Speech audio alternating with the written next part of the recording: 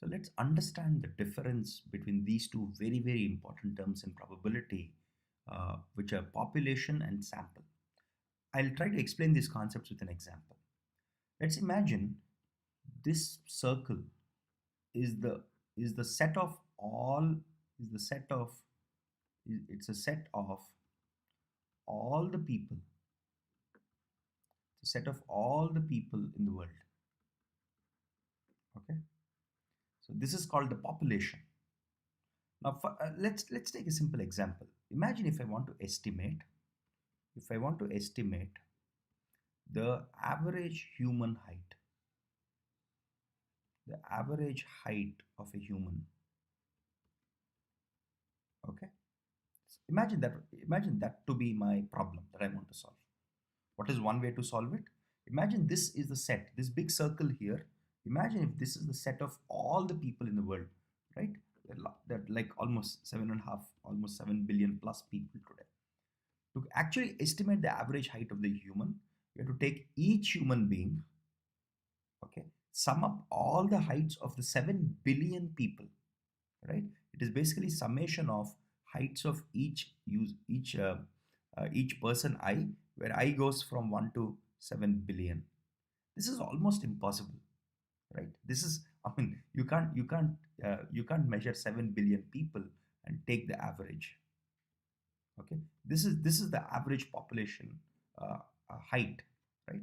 So the mean we often write the mean of, so mean height. So here in this case we want the average or the mean height of all human beings. We often represent the mean of a population. So this is mean of a population. So we write mean of a population typically as, we often write it as mu, the mathematical symbol mu. Now it's impossible to do that. Okay, since we cannot compute the mean height of all humans by measuring every human being here, we want to estimate it. That's the interesting part here. We want to estimate the average or mean height of humans, right? So to do that, what do? We can take a sample. Okay, you understood what is a population? This is the population. This is the population, right? Since we can't measure all the 7 billion humans, I can take a sample. Okay, I can take a sample. So this is called a sample, right? So a sample, I can say, okay, I will take, so sample is like this. I can take, it's sample of, let's say, size 1000. I can say that since I can't measure heights of all the 7 billion people, I will take a random sample. So that's called, so a sample is basically a subset. A sample is basically a subset of the population. A sample is a subset of the population, right? So I can take a sample of users. Let's say if I take a sample of 1000 users, as I just mentioned here, from these 1000 users, I can measure their average height.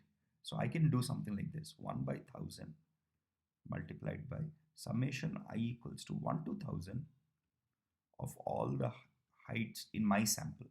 These are heights in my sample. Heights in my sample. Now, if I collected my sample, here, remember the words that I'm using. If I collected my sample in such a way that I have randomly picked 1,000 people here, okay, such a sample is called a random sample. Such a sample is called a random sample. So when I take a random sample of 1,000 users, I should get roughly, because 1/6 of the world population comes from India, so roughly about 1,000 by 6, right? Which is about 160 odd people should come from India, right? So you need to, in a random sample, you need to ensure that you're getting people from all regions of the world in the proportion that they are in the population. Okay, that's what happens when you take a random sample. Now this is often written as H bar. So because each of my variables is called Hi, we often write it as H bar. If I wrote this as Xi, I write it as X bar. Okay, so typically symbols like this are used to represent the mean of a sample. The mean of a sample.